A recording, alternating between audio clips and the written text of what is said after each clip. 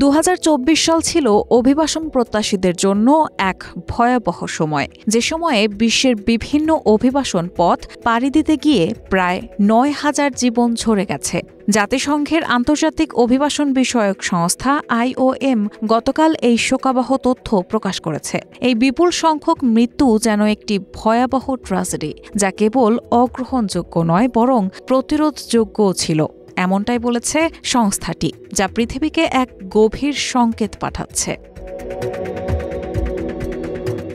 IOM বলেছে ২০২৪ সালে বিশ্বজুড়ে যাত্রাপথে ৮,৯৩৮ জন অভিবাসন প্রত্যাশীর মৃত্যু হয়েছে। ২০১৪ সাল থেকে অভিবাসন প্রত্যাশীদের মৃত্যুর হিসাব রাখতে শুরু করে সংস্থাটি। সেই হিসেবে ২০২৪ সালে সর্বোচ্চ সংখ্যক অভিবাসন প্রত্যাশী মারা গেছেন। ২০২৩ সালের তুলনায় ২০২৪ সালে অন্তত ২০০ মানুষ বেশি প্রাণ হারিয়েছেন।